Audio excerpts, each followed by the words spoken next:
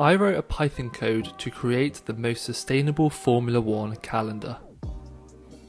You may have seen this video going around the internet of the 2023 Formula 1 calendar, and yeah, it's no surprise in Formula 1 that there doesn't seem to be any sort of order to this calendar.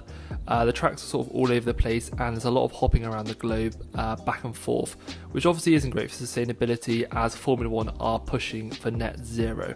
Now, I thought it'd be fun and a little bit interesting to create a video on how I could create the most optimal Formula 1 calendar for sustainability. So the premise behind this whole video is you've got a certain amount of points and you want to find the shortest distance between them. Now, this is commonly known as the travelling salesman problem, and it's used in day-to-day life for things such as Amazon deliveries, anywhere where you want to minimize the distance traveled when you have set locations. So this looks relatively easy, but you can write an algorithm for this to start at one point and identify the shortest distance to the next point, which will pick the shortest path between all of the points that are given. Now, this seems quite straightforward when you have a few points on a sort of a 2D plane, but when you start taking things like the curvature of the Earth and spreading these points across the globe like a Formula 1 track does, things start to get a little bit more complicated. So to achieve this problem, I wrote a script on Python to identify the latitude and longitude of every Formula 1 track across the globe, and to calculate every single possible solution to identify the shortest path between all of the Formula 1 tracks. So I've done this for the 2023 season. As you know, China has been removed for now, so we'll just stick with the 23 that are confirmed at the moment. Now, to start this problem, I needed to pick a start point. I could have looked at all start points, but this makes the code and everything a lot more confusing. But I thought Bahrain's the current start race, the opening race of the season. I think everyone loves it. In my opinion, it's a great opening race and extremely underrated. So I thought we'll stick with Bahrain, and that'll be the opening race. So the next track will be Qatar, and this is actually the shortest distance between any two tracks on the Formula 1 calendar this season.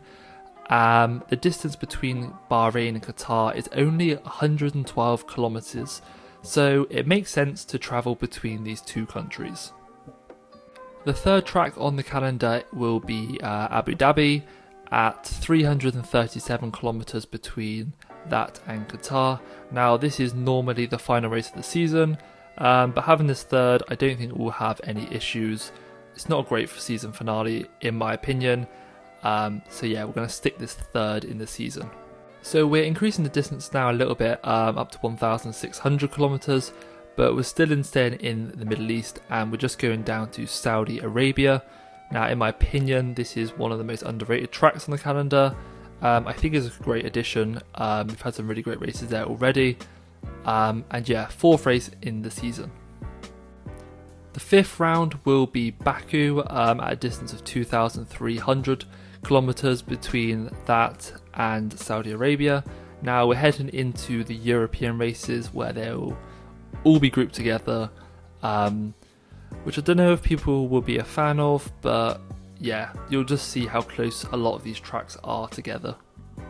Round 6 will be held in Hungary, and this is a track that's normally held a little bit later in the Formula 1 season, but yeah, at 2,555 kilometers from Baku, this is the fifth round on the calendar.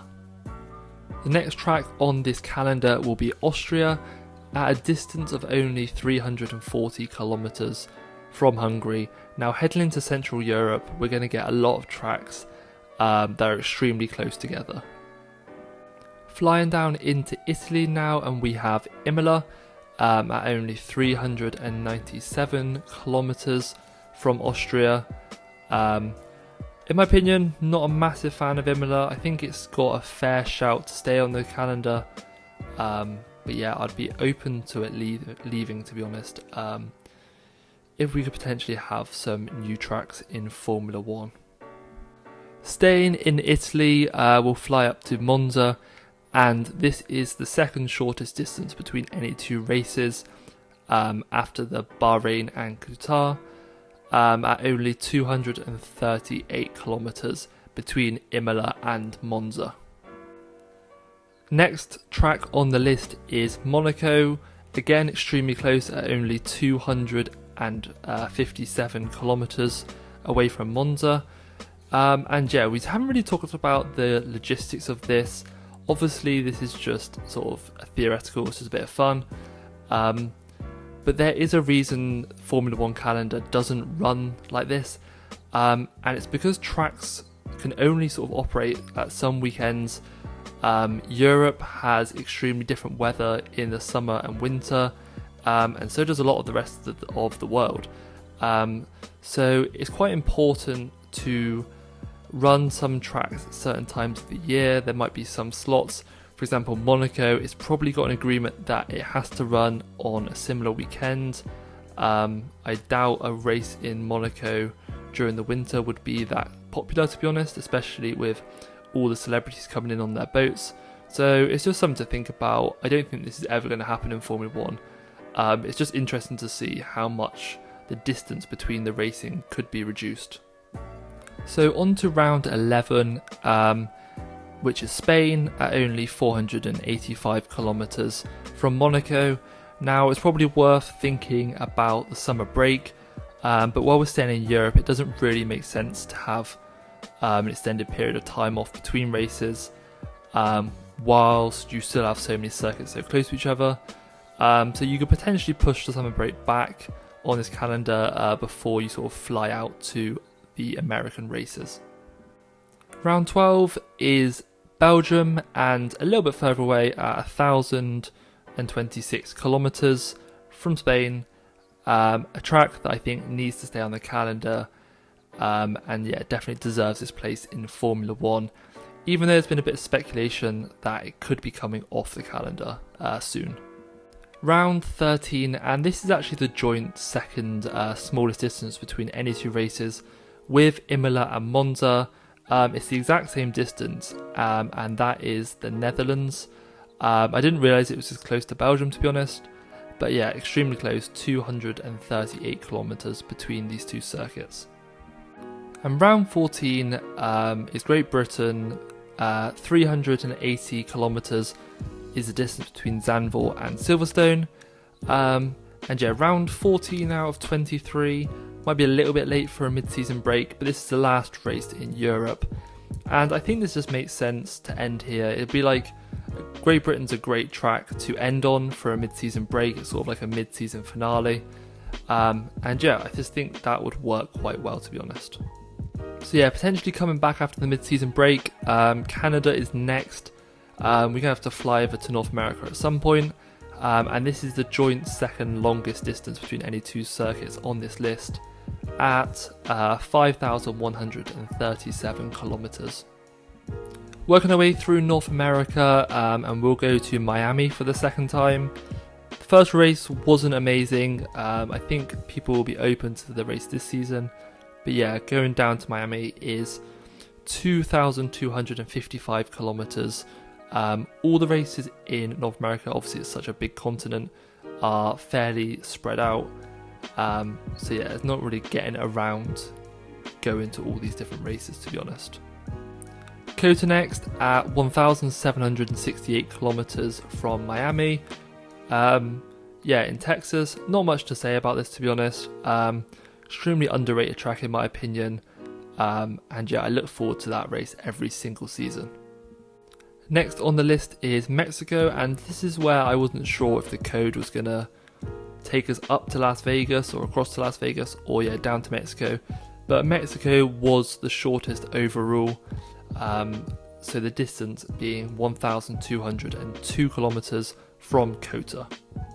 After Mexico, we will get our first race at Las Vegas, 2,400 kilometers up to Las Vegas, and yeah, looking forward to seeing this one on the calendar.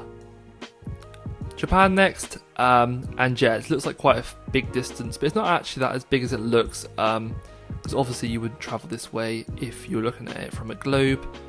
you just go straight across the ocean.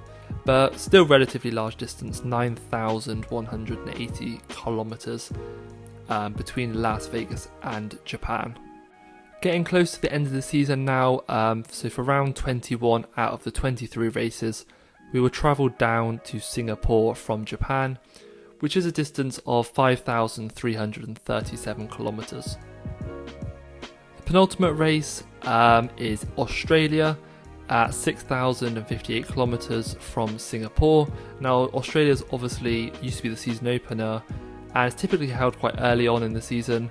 I think it might be a little bit strange having Australia as the penultimate race, but yeah, I don't really see that much against it, to be honest. I don't think it really matters too much where Australia is. I'm not a massive fan of the circuit, but the next track I think that sets us up perfect for the finale. Now, the furthest distance between any two tracks, the distance between Australia and Brazil is 13,063 kilometers. But what a way to end a Formula One season than to finish at Interlagos. I can't think of a better finisher race than Interlagos, other than potentially Silverstone or a few others, to be honest. But I'd love to see the Formula One season end in Brazil. I think the track's amazing. We always get great racing there, and yeah, it'd be a perfect race to cap off the season. So the 23 race calendar that we currently have for the 2023 season sees the current distance being 132,165. Now that is the distance only between each circuit moving on to the next circuit. Obviously teams will fly back to their headquarters between races, but yeah, that just makes things extremely difficult to calculate. So we're just looking at the distance between the circuits. The optimized calendar that I've produced reduces this number down significantly to 56,441. Now, for example, just to put it into context, the 2023 calendar, the current calendar, that distance is 3.3 times the circumference of the Earth. So we're traveling around the Earth 3 times, and that's just to get from circuit to circuit. That is not from circuit back to the headquarters, back to the circuit, which would easily be double that figure. Now, the optimized calendar is only 1.4 times around the Earth, so it does show that it's still a massive distance. It's a global event, but yeah, reducing that by over half, I think is extremely impressive. Now, one thing I did mention briefly earlier is, why this wouldn't happen, and it's just down to logistics.